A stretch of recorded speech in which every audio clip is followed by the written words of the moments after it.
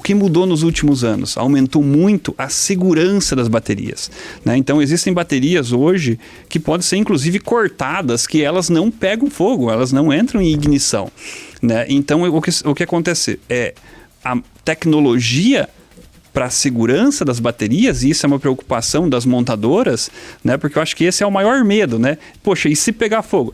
Se pegar fogo é um problema, né? Porque é difícil de apagar. Mas então temos que precaver essa questão para justamente a bateria ser segura a ponto de que ela não pegue fogo. Chega mais, que a conversa tá formada. Aqui, a pauta da semana vira bate-papo afiado com convidados que têm o que dizer. Informação, opinião e aquele ponto de vista que não apareceu no feed. Conversa formada. O que tá em pauta, tá em conversa. Olá, estamos no ar com mais uma edição do nosso podcast Conversa Formada. Eu sou o professor Paulo, aqui sempre comigo o professor Alex. Tudo bem, Alex? Maravilha, Paulinho. Um prazer estar contigo mais uma vez no Conversa Formada. Hoje falando sobre um assunto muito interessante, que é sobre o avanço das vendas de carro elétrico. Eu tenho dados aqui que impressionam. Olha só, em 2025, pela primeira vez, o ano passado, 2025, pela primeira vez, os veículos elétricos representaram mais de 25% de todos os novos carros vendidos no mundo. E no Brasil, o crescimento de venda de carro elétrico girou em torno de 60% entre 2023 e 2025. E se você parar para pensar, há poucos negócios no planeta que têm um crescimento de venda tão alto. Por isso, chamou a atenção aqui da produção do podcast e a gente trouxe aqui especialistas para estar falando sobre o futuro da mobilidade, sobre o avanço na venda de carro elétrico hoje no Brasil e no mundo.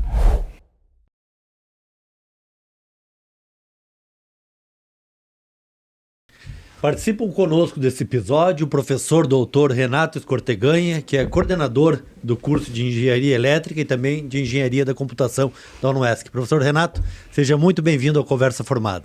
Obrigado, Alex. Obrigado, Paulinho. É um prazer estar aqui conversando com você sobre esse assunto atual e relevante. Maravilha. Participa conosco também o Rafael Toso, que é CEO do grupo Demarco Toso, aí um conglomerado automotivo, multimarcas, com atuação no interior de Santa Catarina. Aí, né? Conta aí com marcas representadas da Renault, da Yamaha, GWM, Peugeot, Citroën, Triumph e também Geely. Rafael, seja muito bem-vindo ao Conversa Formada.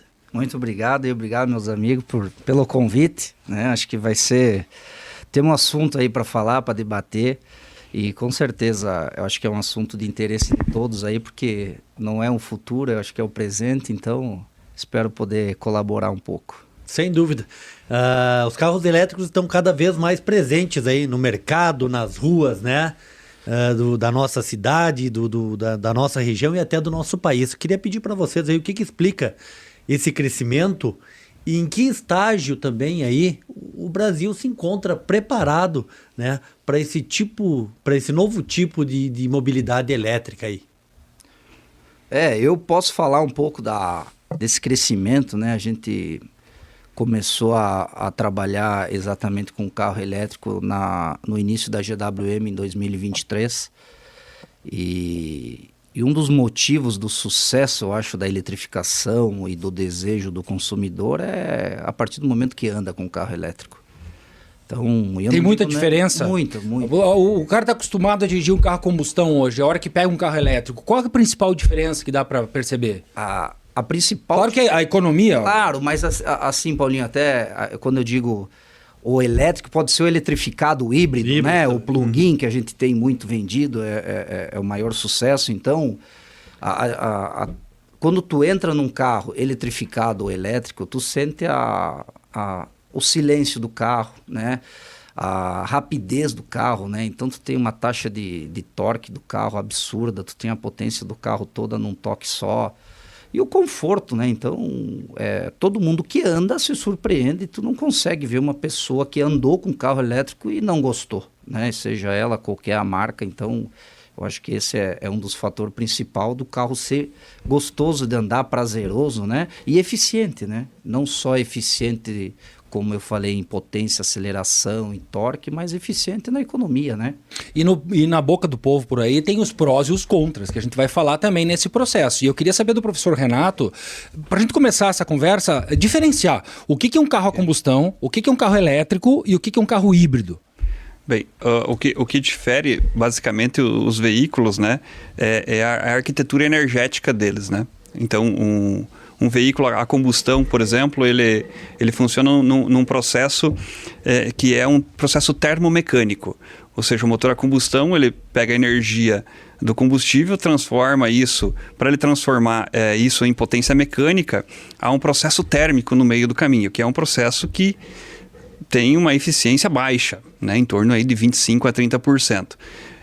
O veículo elétrico, ele é um sistema eletromecânico. Então, ele tem energia armazenada na bateria e essa energia vai ser convertida direto por meio de um conversor, direto em potência no motor, né? Então, você tem uma eficiência muito maior. Por isso, nessa questão que o Rafael trazia da potência quase que instantânea na ponta do eixo, porque no torque, né? Porque você realmente tem essa eficiência muito grande, né? E a disponibilidade de energia quase que instantânea, né? Ao contrário do motor a combustão, que precisa ter uma determinada rotação, enfim, para que ele consiga converter essa energia, né? Tá, e questão de infraestrutura, que o pessoal muito fala, né? Eu quero saber de vocês. Tem esses prós do carro elétrico, mas a gente observa, diferente de China, dos Estados Unidos, inclusive, depois nós queremos saber, o Toso esteve na China recentemente, trazer as novidades de lá, a questão da infraestrutura no Brasil. A gente ainda observa que está engatinhando a questão do eletroposto, né? Na prática, a pessoa, depois o Toso pode falar também, vai ter um carro elétrico, tem que se preocupar com isso, quando vai viajar, como é que funciona esse processo? Eu vejo que hoje eu não conheço muito os outros estados e quais são as infraestruturas que eles têm, né? Mas posso dizer assim, aqui mais do sul que eu já verifiquei. Por exemplo, Santa Catarina teve um movimento já há alguns anos atrás da concessionária de energia, que é a Celesc, a principal, né, concessionária do estado, que ela fez alguns movimentos então para fazer corredores elétricos, os chamados corredores. Então a gente tem hoje um corredor leste-oeste, né, pela 282, nós temos um corredor norte-sul pela BR-101, né, e ainda depois disso, dentro das cidades, né, muitos comércios, né, algumas outras iniciativas começaram a trazer mais postos, eletropostos no caso, né? E aí nos outros estados eu só sei alguma coisa do Paraná, por exemplo, que eles também têm alguns corredores elétricos. Outros estados eu não sei como está. Então talvez isso ainda tenha bastante variação de estado para estado. Mas eu diria que Santa Catarina tá bem no mapa, né? Talvez o Rafael tenha alguma contribuição nesse ponto, mas que a maioria das cidades hoje já dispõe de pelo menos um eletroposto, né? Isso é muito bom. Eu falo que isso evolui a cada dia que passa, né? Porque todo momento que você coloca um carro elétrico no mercado, na rua, esse próprio consumidor do carro elétrico, ele começa a buscar alternativas, né? De onde tem abastecimento, até para frequentar ambientes, né? Como o professor falou. Então, tem da iniciativa privada, que já estão começando a olhar para esse segmento, e as próprias concessionárias que vendem o carro já estão colocando sempre nas concessionárias os eletropostos, né? O ponto de abastecimento para o cliente. Então, acho que essa infraestrutura vai acontecer ao natural, né? Eu acredito que sim, a gente está, proporcionalmente ao que tem de carro elétrico no mercado, está sendo, visivelmente, já se enxerga os pontos, né? Uma coisa que eu destaco sempre e falo para os nossos amigos, cliente, que quando tu compra um carro elétrico, já vem com o carregador do carro, né? Nós, por exemplo, fornecemos o Wallbox, que é o carga que tu pode instalar em casa, tem o carregador portátil mais um Wallbox. Então o pessoal começa se estruturando na própria residência, no próprio trabalho, né? Hoje com geração de energia, então o cara anda com um carro a custo zero, né? Quem já gera energia, então... E acaba gastando mais luz... Então, quem instala um wallbox em casa, muito mais, então, compensa na ponta do lápis em relação à combustão? Compensa. Eu te dou um exemplo fácil, Paulinho, assim, de 1 kW hoje, tu pegar na tua conta de luz, aí a média, vamos falar, Santa Catarina, 80 centavos. 80 centavos. Então, se tu pegar, por exemplo, um modelo de um carro, vou falar do nosso carro, o Raval 35, que é um carro que te entrega 393 cavalos de potência com 170 km de autonomia só no modo elétrico. Tu carrega 35, ela se chama 35, então 35 a ponto 80, tu vai ter uma carga aí de menos de... Menos de R$30, R$27. 40 pila, vai, põe aí na ponta... Onde tu pega um carro com essa cavalaria, tu não acha nenhum carro no mercado que vai fazer mais que 10 km por litro, mas vamos falar em 10. O cara vai gastar pelo menos aí para rodar 170 km, 17 litros de combustível, tu faz aí a 6,50, 6,40 litros. Então, o carro elétrico, mesmo tu abastecendo em casa, pagando o quilowatts, que é o custo, dá 50% de economia de uma combustão, né? Então, acho que essas coisas vai acelerando com que todo mundo que compra o carro elétrico se prepare em ter seu ponto de carregamento em casa ou até busque no mercado, né, fora. Então, eu acho que cada dia mais que passa, a gente vai ver esse movimento de estruturação acontecer. Eu acredito que são duas vertentes que a gente tem. Uma vertente é a questão de você ter estrutura, né, para que esses carros trafeguem, né, de forma ágil e tranquila, né, que aí depende todo do mercado, da questão da oferta e da demanda. E aí eu quero perguntar para o Rafael também, depois volto também uma outra pergunta para o professor Renato, mas o Rafael que esteve aí na China no mês de abril e já teve também outra oportunidade, né, no ano anterior, e vem com a marca GWM aí 2023, é tudo muito novo essa questão tecnológica.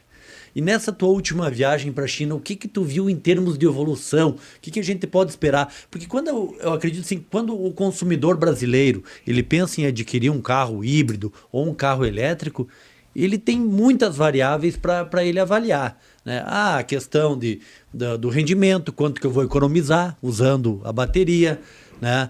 Questão do seguro, a questão da reposição. Quero vender esse carro daqui 2, 3 anos, ele vai estar no mercado.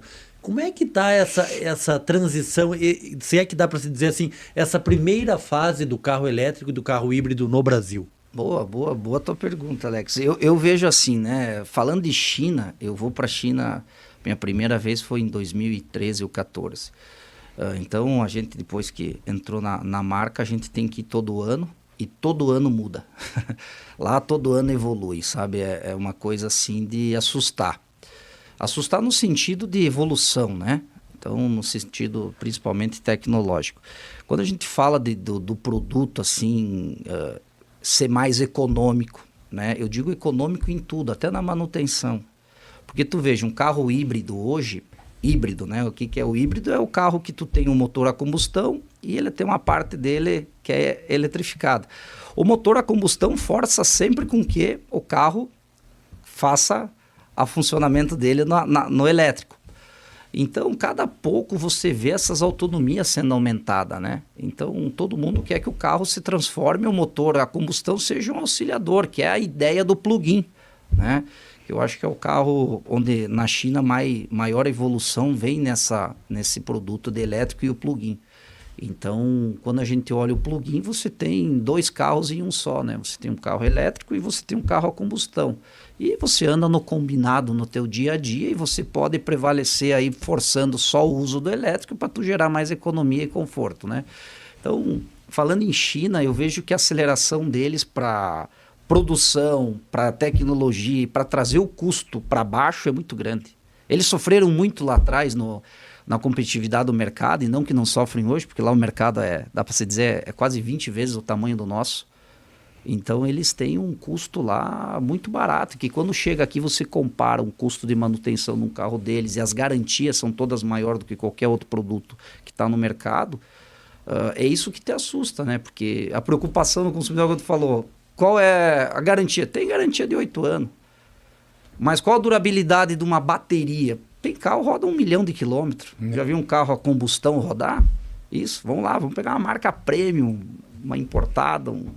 Quantas vezes vocês já ouviram falar que um BMW, um Land Rover com 200 mil quilômetros deu problema, ou não roda mais, ou ninguém mais quer, né?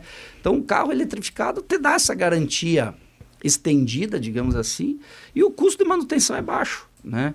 É baixo porque tem uma montadora que quer que você fique com o segmento do eletrificado, né? Então, Eu acho que isso fortalece muito. E as novidades para o ano que vem, que você viu na China para a questão de mobilidade urbana? Porque assim, acontece lá e depois de uns anos acontece aqui. A gente está sempre na rabeira do processo. O que você viu lá no mês de abril de 2026 que acha que em 2027 pode chegar no Brasil e vai ser uma novidade aí para todo mundo? O que assusta é a chegada de sempre novos produtos, né? Até nós, como concessionário, ficamos apavorados, porque cada pouco mais tu tem que aumentar a tua estrutura, teu nível de capacidade de estoque, de tudo, porque é muito produto, né? Eles cada vez mais querem lançar produto, querem colocar tecnologia no mercado, um carro superior ao outro e produzir com custo menor. Esse é o desafio deles. E é o que eles entregam. Então, quando a gente fala aqui no Brasil que a gente espera uma marca lançar um carro, às vezes a gente diz, daqui 1 ano, 2, vem o carro lá, se gostou do carro, em 90 dias eles botam o carro aqui, sabe? Então, é muito rápido, é claro que tem a parte burocrática aqui que trava isso, né? Que tem que fazer os testes, tanto de metro, de tudo que a legislação exige, né? Mas eles têm o produto pronto do que eles querem trazer para os próximos anos e se eles inventar lá de um produto novo, ano que vem está aqui também. Então, a velocidade deles de produção e de tecnologia, assim, é imediata. Então, eles replicam para o mundo inteiro muito rápido, sabe? Professor Renato, a gente está falando, né, da questão do carro híbrido, né, o plug-in principalmente, que é o mais indicado aqui para nossa região. Eu te pergunto para ti aí, ele não é o futuro, ele é a realidade, e a realidade é que cada vez aumente mais o número de pessoas consumindo esse tipo de produto. Estamos preparados, vamos falar de estado de Santa Catarina, estamos preparados para fornecer energia elétrica para estar suprindo a necessidade desses veículos que futuramente estarão aí circulando pelas ruas, ou precisa-se, de certa forma, aí estar se fazendo um estudo, reprogramando toda a questão da distribuição energética? Eu vejo que o movimento já começou há alguns anos, né, pela própria concessionária de energia e pela Agência Nacional de Energia Elétrica, né, que é a ANEEL, para fazer a estruturação, porque o que acontece? Toda vez que você vai fazer uma nova instalação, e como isso daqui é uma demanda de novas instalações, você precisa ter algum tipo de instrução normativa para que os engenheiros que fazem os projetos, enfim, possam seguir e fazer algo que fique adequado, né? Então, isso já aconteceu, já existem instruções normativas para dar o amparo técnico e de segurança que precisa. E do ponto de vista de energia, eu vejo que nós temos, né, uma infraestrutura de distribuição de energia privilegiada, né, muito boa. Então eu não vejo que no momento isso seja um problema, ou ainda não tenho relato de que tenha causado algum tipo de problema essa demanda adicional pela energia elétrica que são utilizadas pelos veículos, tá? Digamos que 80% da população de Santa Catarina tivesse veículo eletrificado hoje. Não ia ter problema de abastecimento? Aí 80% eu não sei te responder, porque aí já seria um número bem considerável, né? É um problema que tem que ser discutido, né? Mas isso está sendo estudado, né? As concessionárias de energia têm essa preocupação, né? Porque, obviamente, a infraestrutura é deles, né? Então, eles têm preocupação com esse impacto, né? Por outro lado, a gente tem muita geração local, né, que tem acontecido nos últimos anos, né, que é justamente a parte da energia solar.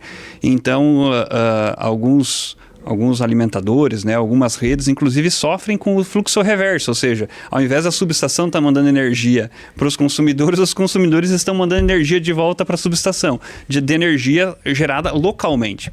Então, pelo menos no horário que tem a luz solar, enfim, esse impacto talvez seja bem amenizado por conta da geração solar. Né? Acontece, né, no período noturno, talvez que há uma preocupação maior com essa questão de demanda, né? Mas isso tudo é controlável, tá? O Toso falou sobre a questão da China. E, obviamente, lá eles estão numa outra realidade em relação à infraestrutura, que é um assunto que eu quero voltar a falar. Porque certo. O cidadão tem uma casa com geração de energia solar, ok, ele vai comprar um carro eletrificado, ele vai botar na ponta do lápis, ele é muito melhor. Mas o cidadão que mora num apartamento e que às vezes o prédio não tem condições de receber o wallbox ou uma estrutura para eletrificar o carro, ele até gostaria. Existe uma instrução normativa sobre essa situação? Sim. Os novos apartamentos que são vendidos já está se prevendo isso, porque pelos números que eu trouxe aqui no início desse programa, a tendência de aumentar a eletrificação de veículos nas casas, nos apartamentos das pessoas é muito grande. Sim. Como é que está esse processo de infraestrutura para prédio? O processo de novas instalações, eu acho que já está acomodado, porque já existe instrução normativa e praticamente, né, eu acho que é quase que impensável que uma construtora vá lançar um novo empreendimento hoje e não preveja isso nos seus projetos, né, pelo menos um ponto disponível lá, já previsto no projeto elétrico para atendimento disso. Aonde está o gargalo hoje é na instalação já existente, né? O que ela demanda um pouquinho de mais atenção, né? Porque a instalação foi projetada para uma determinada carga elétrica dentro do edifício, por exemplo. E se você vai instalar carregadores agora para diversos carregadores, por exemplo, na garagem do condomínio. E como que faz isso? Né? Você... Não tem como, tecnicamente não tem como. Tem como, mas isso exige investimento, exige projeto. Cortar. Tem um amigo meu que ele me falou, ele gostaria de comprar um carro elétrico, mas lá no prédio não permitem. Como é que é essa história do prédio não permitir? Aí tem uma questão de acordo de condomínio, né? Porque um edifício você tem múltiplos proprietários, então isso tem que haver consenso também, né? Sobre a questão principalmente de investimentos que terão que ser feitos, né? Mas eu digo que a concessionária hoje ela permite que, fazendo-se um projeto adequado, obviamente, você possa instalar ou, né, eles permitem duas formas em edifícios de uso coletivo. Ou você utiliza a unidade consumidora do condomínio, que ela é compartilhada entre todos, para você instalar um ponto de recarga, que seria um ponto de recarga, um ou mais pontos de recarga compartilhados, ou ela permite, então, quando isso não atende, né, e aí tem que colocar, inclusive, até um controlador de demanda para que garanta que a energia demandada não desarme o disjuntor geral, por exemplo, da instalação inteira. Então, tem alguns dispositivos que têm que ser instalados, são obrigatórios perante a norma da concessionária. E também ela permite hoje que se instale uma nova unidade consumidora dentro de um edifício já existente, uma unidade dedicada exclusivamente para carregadores, tá? O que não pode, tá? E que algumas pessoas às vezes têm a intenção poxa, eu já tenho a minha unidade consumidora, eu vou fazer uma derivação lá do meu medidor e vou levar isso daí para um carregador na minha garagem, tá? Isso é proibido pela concessionária, tá? Porque existe risco elétrico em você fazer uma derivação do seu próprio medidor. Então tem algumas questões que são muito complexas aí, né, que tem risco, né? Tem risco de, né, incêndio, enfim, ou de a gente ter essa falta de proteção, né? Então, por isso tem instruções hoje para seguir essa questão, tá? Essa é a instrução da Celesc. Além disso, nós temos a instrução que vai vir agora para o segundo semestre de 2026, uma instrução normativa 23 do Corpo de Bombeiros de Santa Catarina, que vai exigir, então, se é edifício de uso coletivo e esse local é abrigado, ou seja, é um local fechado, aí tem algumas novas exigências também com relação aos carregadores, que são detector de fumaça, detector de calor, sprinkler, né, para jogar água em caso de algum incêndio, não é para apagar o fogo da bateria, é só para resfriar o ambiente, tá? E tem que ter uma ventilação para justamente você conseguir jogar para fora uma eventual fumaça nesses casos, tá? Veja, o objetivo deles em caso de algum acidente no processo de recarga, né? Porque risco, o próprio carro a combustão, a gente já conversava antes, tem risco, né? Porque ele também tem... Tá abastecendo a gasolina, tem risco também. Tem energia lá também armazenada, né? O grande foco da bateria é a questão de que se há um incêndio, a questão de como que você apaga um incêndio numa bateria é que é muito mais complexa. É diferente do incêndio a gasolina. Exato. Né? E é muito mais complexo, né? Porque a bateria tem uma quantidade enorme de energia armazenada, né? E essa energia, uma vez que ela entrou em colapso, é muito difícil de você extinguir isso, né? Porque não tem dentro da bateria um disjuntor para você, né? Um fio para você cortar, não tem. Uma vez que ela começou a ter essa reação térmica, né? Ela não para enquanto essa energia não se extinguir, né? Ou você só consegue abafar, enfim, fazer alguns... Nós vamos falar mais sobre isso. Eu queria saber do Eduardo também, do Toso também, sobre esse processo de proteção, porque tem às vezes muita fake news na internet, com um carro elétrico que pega fogo e tal. A gente vai falar sobre isso, quero voltar a falar sobre isso, mas a gente tem que fazer um rápido intervalo e na sequência a gente vai falar sobre da sequência dessa conversa que a gente está falando com o professor Renato.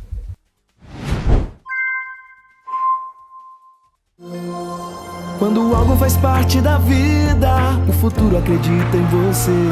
Enfrentando de cabeça erguida, só o melhor faz você crescer. Viver, sonhar, é acreditar que pra vencer precisa de um novo você.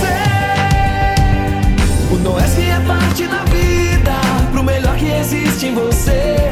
O Noesc é a sua vida, construindo um novo você. É mais que um curso, é mais que universidade. Aqui o futuro já é realidade. É mais por você, nossa prioridade. Ensinar a vencer é a nossa verdade. O Noesc é parte da vida, pro melhor que existe em você. O Noesc é a sua vida, construindo um novo você. O Noesc é parte da vida.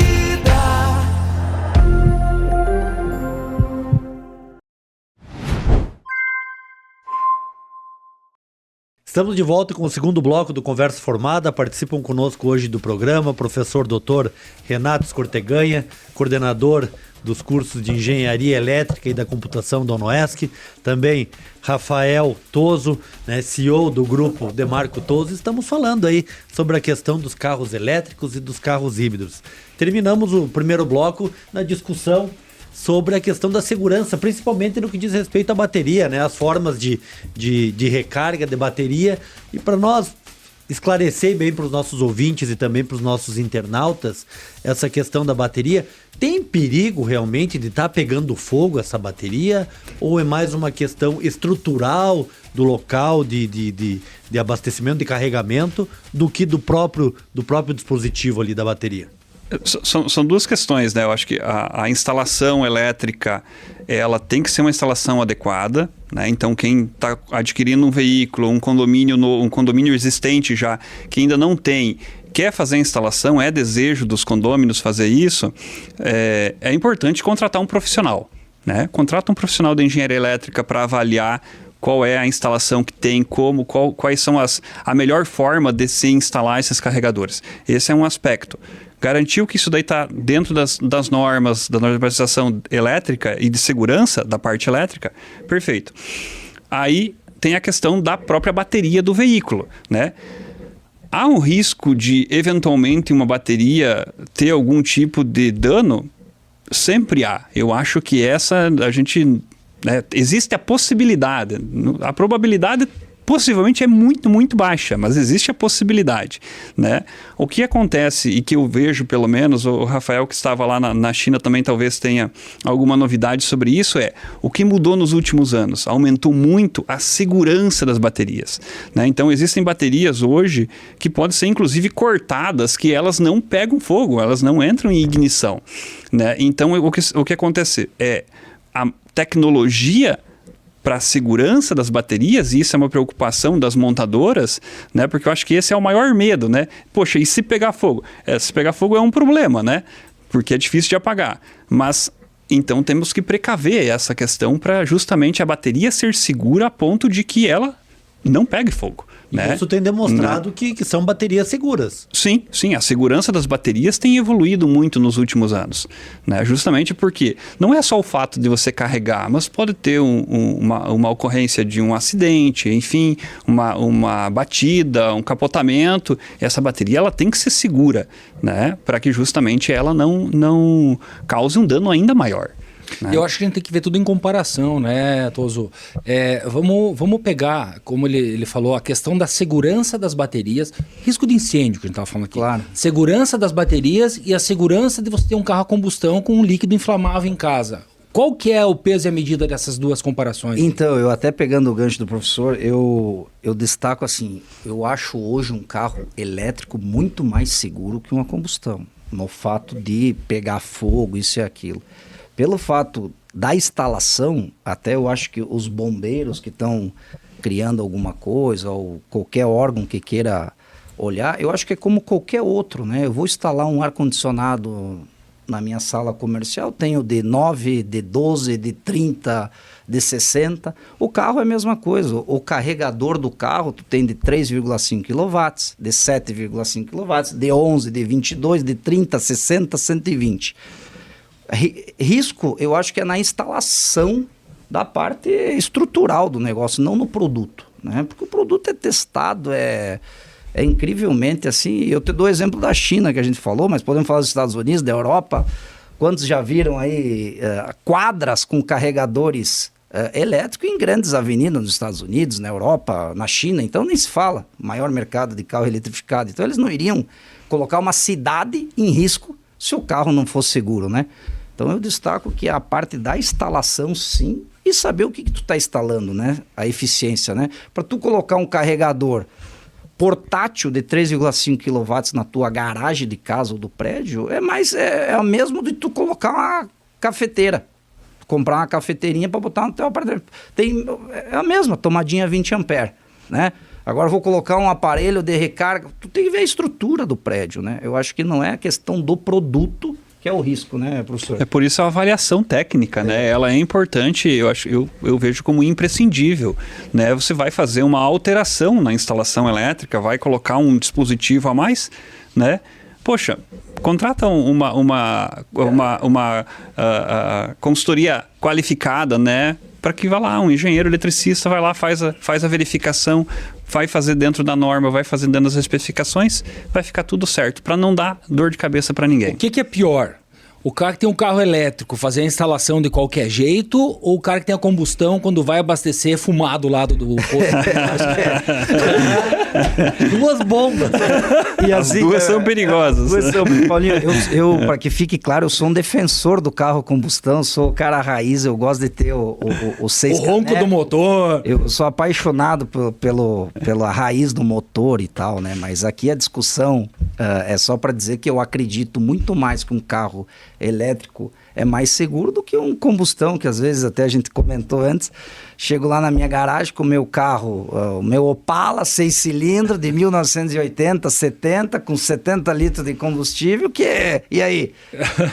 Na garagem, segurança. Eu acho que tu tem que ter mais medo do meu Opala explodir do que eu chegar no meu carro 2026, 27, aí todo eletrificado, né? Então, e não preciso falar de um Opala, né? Eu tô falando porque eu gosto e tenho, mas pode falar de carros aí da década de 90 em geral, que são carros a carburador, que eu acho que tem muito mais risco do que qualquer carro do segmento elétrico, né? Então eu só defendo que o carro elétrico ele é muito seguro, né? E o equipamento em geral do carro, tantas garantias que são dadas são muito maior do que qualquer outro carro a combustão. Então, só para ficar claro minha posição referente... Até agora a gente vem falando muito da questão da motorização, né? Do híbrido, né? Do elétrico, né? A questão da combustão também. Mas nós temos que ter em mente também que é um avanço tecnológico muito grande no que diz respeito a esses novos modelos de carros, né? Tem muita tecnologia embarcada.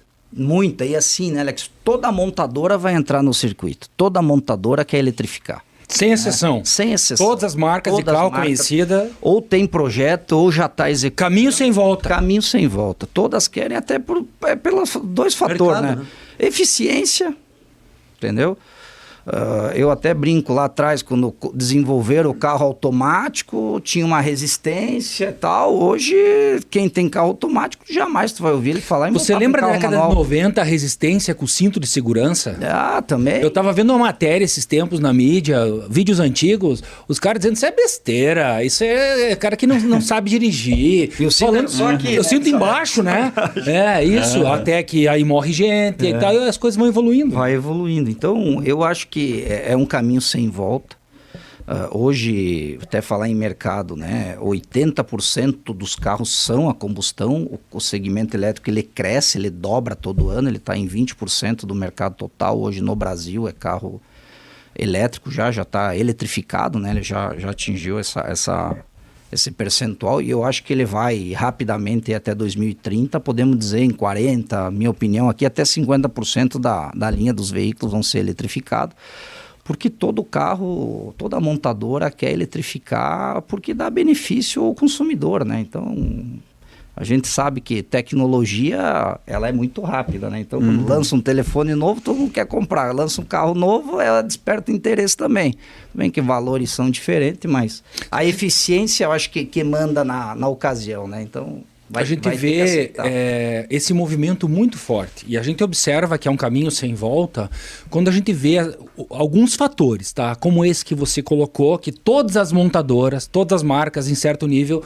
estão eletrificando, né? Eu vi uma matéria recente que a BYD, por ano que vem, vai vir com uma equipe de Fórmula 1. Tá? Inclusive vocês viram a polêmica esses tempos, e é uma questão cultural, né? Essa questão do carro a combustão, do carro elétrico. Tem muita gente que diz, não, eu sou raiz, mas é um caminho sem volta, porque quando você coloca na ponta do lápis, a coisa vai se desenvolver. Inclusive eu ia falar da polêmica vocês viram a Ferrari lançou o seu primeiro carro elétrico, foi um auê na internet, né? Inclusive eu pedi pra produção botar aqui na tela pra gente ver o Lucy. Você viu, Renato, esse carro? Chegou a ver? Esse eu não vi. Dá uma olhada. Então a Ferrari lançou o seu primeiro, o 100% elétrico. Esse é o Lucy, ele custa 3,2 milhões de reais. E logo que ele lançou, a marca Ferrari caiu 6% na bolsa. Um monte de gente falando mal, dizendo que a Ferrari não entendeu qual é o jogo dela. Quem fez o design desse carro, para quem está nos ouvindo na rádio, pode ir lá no YouTube acompanhar, tá vendo aqui na TV no estúdio, Ferrari Lucy azul, que foi aquela que eles lançaram aí. Muita gente falou mal, dizendo que a essência da Ferrari não é essa, mas aí você observa assim, até a Ferrari entendeu que a eletrificação do carro é um caminho sem volta, é sinal que tem algo acontecendo. O que vocês acharam? Gostaram da Ferrari elétrica? Bonita. Eu teria uma facilmente. e eu acho que a Ferrari, eu acho que sim, a Ferrari é o ícone, né? Os motores, a gente fala de Fórmula 1, fala de tudo, então... Mas a gente vê que a tecnologia, não só falando de uma Ferrari elétrica, mas assim, tu falou da China, eu vou trazer aqui, a gente vê lá um motor V8, híbrido plug-in, que pode entregar 1.500 CV, mas vão lançar carro, nós vamos ter o carro de novidade pro ano que vem, que é um tanque 700, um carro com 864 cavalos, V8 híbrido plug-in. V6 híbrido plug-in, lá eles têm o V8. Então, assim, eu acho que a Ferrari coloca um carro desse no mercado, dá a polêmica, dá isso daqui, mas pode ter certeza que o cara que tem uma Ferrari vai comprar outra, vai a segunda, é a terceira... Então o cara vai... Público claro, eu brinquei aqui com isso, mas é um público de nicho. É um público de nicho. Né? A Ferrari respondeu o seguinte, aí o pessoal falando na internet. Quem fala é quem não compra a Ferrari, né? Porque aí a Ferrari falou o seguinte, não, mas olha, nós já temos dezenas de pedidos na primeira semana que foi lançada. Eu falo para os nossos amigos assim que perguntam, e aí? Eu digo, cara, o teu primeiro carro tem que ser um híbrido plug-in e tal, né? O teu segundo carro sim pode ser um carro 100% elétrico, porque ele te traz limitações. Sim. Então aqui eu acho que responde também, né? A segunda Ferrari pode ser a primeira tem que ser uma... Tem que escutar, né? Tem que escutar ela. Agora eu quero pegar mais para a parte acadêmica, né? Na parte de formação profissional, diante desses contextos que a gente vem discutindo, professor Renato, aí, né? Segundo o Rafael aí, eu concordo também, todas as montadoras aí migrando para a questão do elétrico, né? Do híbrido. Aí o pessoal, né? O curso de engenharia da computação, o curso de engenharia elétrica aí, tem um futuro bastante promissor, né? Tem, porque você pensa, você praticamente tirou um monte de componentes mecânicos, né? A engenharia mecânica, a parte de mecânica automotiva vai sofrer um pouquinho, né? Mas ainda tem muita mecânica dentro do carro, né? Mas realmente ele perde muitos componentes, muitos equipamentos. E entra muito forte, né, dentro do veículo elétrico a parte de processamento eletrônico de energia, que começa no próprio carregador, né? Porque uma vez que você vai fazer a carga da bateria, então você tem que ter um processamento e um controle, até inclusive comunicação entre o carro e o carregador, né? E depois que essa energia está armazenada no carro, para que ela seja disponibilizada efetivamente para o motor e para todas as outras centrais internas do veículo, seja de controle, multimídia, enfim, também precisa ter um processamento eletrônico de energia muito robusto, né? Então, o curso de engenharia elétrica hoje, né, o nosso curso, no caso aqui da UNOESC, está preparado para isso, porque a gente tem já esses componentes curriculares, né, voltados para a eletrônica de potência, a conversão eletrônica de energia, sistemas de controle, né, a engenharia de computação, toda a parte de sistemas embarcados, né, que é muito, né, útil e é o que praticamente é o veículo elétrico, né? É um sistema embarcado. Isso porque com o crescimento desse mercado, vai precisar de muito profissional dessas áreas. E eu vou além. Se você olhar no passado, você me corrija se eu estiver errado, mas as engenharias eram muito mais separadas. Você pega um carro elétrico, hoje tu tem a engenharia mecânica, tem a engenharia elétrica, a engenharia de computação, todas as engenharias trabalhando juntas. Todas trabalham juntas. A engenharia civil, com a questão da infraestrutura dos prédios. Então, todas as engenharias vão ter que se conversar para entregar para o consumidor do futuro esse novo momento, né? Isso, na verdade, sempre existiu, né? Porque às vezes, uma visão equivocada de que as engenharias ou que as profissões não trabalham e não permeiam uma com a outra. E isso é uma realidade, né? Não tem como, né? Se a gente for pensar ao pé da letra, Paulinho, até a própria comunicação está junto com a engenharia, porque se você construir um carro e você quer vender ele, você vai precisar da parte de comunicação, de marketing, de publicidade. Exemplo, então, a Ferrari e Luz, exato. Chamaram o cara da Apple para desenhar. Então, cara, não tem como. Todas as nossas atividades diárias, elas exigem uma série de conhecimentos que a gente precisa ter, e isso mostra que as profissões realmente, elas são todas integradas para que a gente consiga viver, né, no dia a dia. Bacana. Já partindo pro nossa parte final do programa, eu queria pedir pro Rafael aí, 22 concessionárias em operação, né? Diversas marcas, aí mais de 50 mil veículos vendidos, toda a trajetória do grupo Demarco Toso. Gostaria que você falasse qual é o teu pensamento em relação ao mercado automotivo brasileiro aí, pensando já para 2027. Ah, legal. A gente se prepara, né, Alex? Eu acho que é uma consequência a gente se adaptar e se estruturar no segmento e tentar crescer. A gente está com 9 lojas já em construção para abertura, então a gente dá um salto aí no crescimento rápido já para o ano que vem. A gente está otimista, né? Está muito otimista porque os produtos e as marcas que a gente vem representando vem respondendo ao mercado à altura, né? Recentemente agora a gente foi nomeado, vamos fazer um trabalho grande com a Geely, né, que é uma grande marca. Então o nosso segmento automotivo ele está meio fora, a contramão da economia, né? Ele cresce, o segmento está trocando muito de mão, né? Por exemplo, as marcas tradicionais estão perdendo muito mercado. Mas esse crescimento que você registra é por causa da eletrificação ou não? Eu acredito que sim, porque a gente pega um segmento, quando a gente olha, né? O segmento dos 100 aos 160 mil reais, o carro elétrico entrou muito forte, né? E o segmento dos 200 aos 400 mil, que daí é onde a gente entra com o híbrido plug-in e o híbrido, também migrou muito. Então, hoje mesmo eu vi, por exemplo, com a entrada também das novas marcas, né? Então, vou te dizer aqui, as líderes do mercado estão caindo diariamente, né? Mas por que estão caindo? Porque as marcas novas estão vindo com tecnologia e preço, né? Então, a gente está entrando nesse segmento, falando como empresário agora, acreditando e investindo, porque não é que o mercado vai dar um salto, não vai dobrar de tamanho, mas vai migrar muita venda, né? Eu acredito muito nas marcas que a gente atua, que os lançamentos vai tirar muito de outros, né? Não só que o mercado vai crescer porque eu acredito no interesse, né, da migração. Como a gente até falou antes, talvez tu tá num prédio que tu mora lá há tantos anos, não tem infraestrutura, tu quer ir para um mais moderno.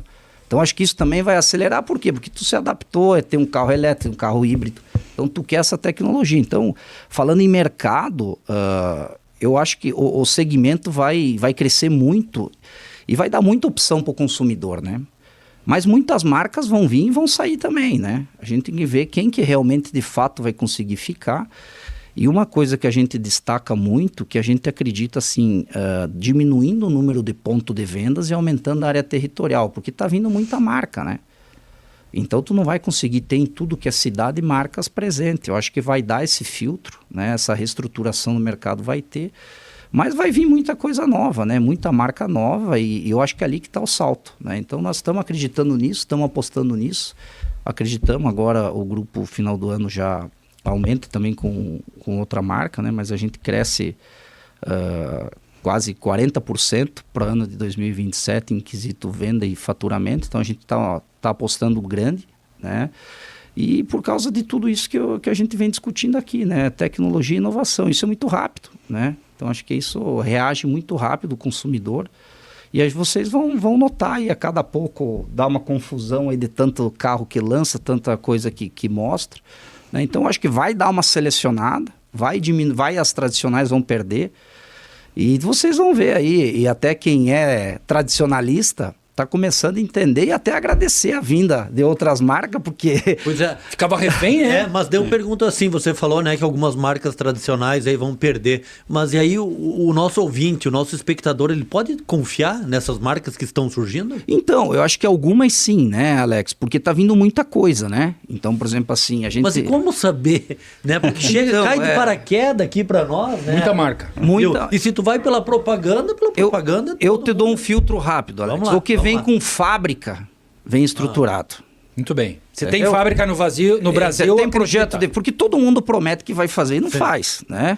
Qualquer um, né? Desde o setor público, privado, político, promete. Então, tu vim como importadora, podemos trazer uma Ferrari dessa aqui, em 90 dias a gente coloca ela aqui dentro de Joaçaba. Mas não tem fábrica no Brasil. E aí? E aí? Agora, o que a gente está querendo aqui teclar é no seguinte, assim, aonde a gente vai se agarrar, né? Por exemplo, nós como grupo e como empresa, a gente está se agarrando em empresas que têm fábrica, têm projeto no Brasil, vão produzir no Brasil, né? Vão nos atender com pós-venda, com vendas, vamos ter reuniões diárias, né? Vamos ter o entendimento. Eu posso bater no peito e representar meu cliente com qualquer situação, né? Diferente de uma importadora de veículo, né? Então, acho que esse é o X da questão. E dos tradicionalistas, que eu te digo que muitas vezes eles têm que agradecer esse movimento, porque eles estão vendo aí falar da concorrência um pouco. Nós mostramos a Ferrari, mas uma Porsche hoje anunciou taxa zero para comprar um Porsche. Até esses dias tu tinha que pagar 1 ano antecipado, dar um sinal, ficar em fila de espera, pedir desculpa pro cara porque comprou, que estava pedindo previsão do carro, ficavam bravos. Uma Toyota dando 40, 50 mil reais de desconto, também nunca praticaram isso no mercado, própria BMW, né? Então, acho que esse movimento ganha o consumidor, né? Sim. Então, tu ia numa marca tradicional, era aquilo ali, deu. Agora tu vê taxa, é bônus de 10, de 20 mil, é taxa zero, é pronta entrega, é troco, é cheia de promoção, né? Então, por isso que eu acho que tem que fazer boas escolhas agora, né? E a gente está fazendo em se posicionar com marcas que a gente pode confiar e saber que tem montadoras investindo aqui no Brasil, né? Porque mundialmente a gente sabe que muitas são grandes, né? Então, as que a gente tá com o pé dentro do negócio é porque a gente acredita, confia e sabe do investimento que está sendo feito aqui no país. Então, acho que essa é a escolha. Para finalizar, vocês acreditam num futuro 100% elétrico para o Brasil? Eu não acredito. Eu Também acho que não. Segmento, né? Eu acho que é segmento, eu acho que as marcas vão ter que... Até porque o Brasil não tem nem essa ambição, nem essa estrutura. E eu acho que sim, eu acredito num segmento que talvez alguns setores, assim, vamos lá, alguns modelos de carro vão ficar somente no elétrico, outros no combustão, né? Principalmente hoje a gente sabe a linha de transporte, a linha pesada, né? Já fala em hidrogênio, fala em muita coisa diferente aí que a própria China tem, a GWM tem o segmento de caminhões, né? Já está estudando o mercado brasileiro. Então, a minha opinião é que é segmentos, né? Mas assim, o mercado eletrificado, eu acredito que ele vai crescer, vai dar um boom assim para os próximos anos, rápido. E daí depois estabiliza. A gente também não sabe, né, a questão de legislação, de impostos, o que o país vai querer incentivar a produzir, né? Então, desde que produz vai aqui, ter um eu acho momento tem que que incentivar, vai né? ter um momento que esse incentivo ele também vai diminuir, né? Agora mesmo Uma os vez que a carros tecnologia ela vai se estabilizar também em algum ponto, né? A taxação para importação Já chegou no ápice agora, né? chegou agora no ápice, 35%, né? Que estava Foi, previsto isso. E quando a gente fala o 35%, foi escalado, né? Então, por isso que eu digo que quem tem fábrica vai conseguir se manter no mercado e vai competir, né? Mesmo a gente sabendo que é mais fácil importar do que produzir, né? Porque aqui tu tem que vir com uma escala de trabalho, Toda tu tem que legislação, enfrentar um né? sindicato, tu tem que pagar aquela montoeira de impostos. Então, mas eu acredito que o segmento de híbridos e eletrificado vai dar uma boa crescida, por isso que antes eu até comentei, eu acredito que chega nos 40%, 50% nos próximos anos, sim, né? E outro setor vai ficar, a linha Sim. diesel não vai desaparecer, vai sempre ter. Tudo né? vai continuar, né? Eu acho que o mercado, Diminui, mas mantém, o mercado né? de petróleo, ele está muito longe de terminar, né? E tudo vai depender do segmento.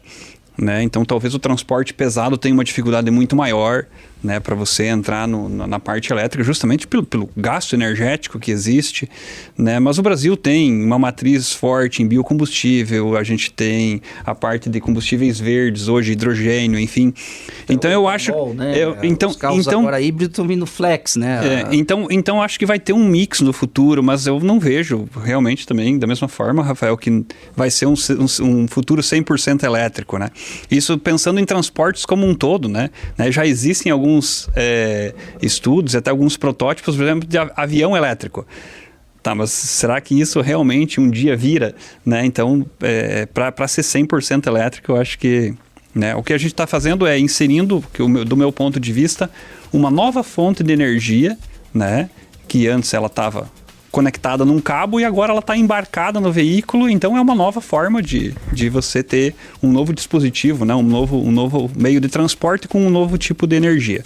Né? Mas é um mix, vai continuar, eu acho que esse mix vai aumentar inclusive no futuro, e não diminuir. Muito bem, agradeço a presença do Rafael, do Renato aqui, que estiveram falando conosco sobre o futuro da mobilidade do Brasil e do mundo, sobre a questão da eletrificação dos carros. Dizer que o nosso podcast Conversa Formada vem chegando ao fim. Obrigado também, professor Alex, Valeu, pela parceria. A gente se vê novamente aqui na próxima semana em um novo episódio. Tchau. Valeu. Semana que vem tem mais Conversa Formada com os assuntos que estão em pauta em seu feed. Acompanhe pela Rádio Unoesc FM, YouTube e Spotify, porque o que tá em pauta tá em conversa.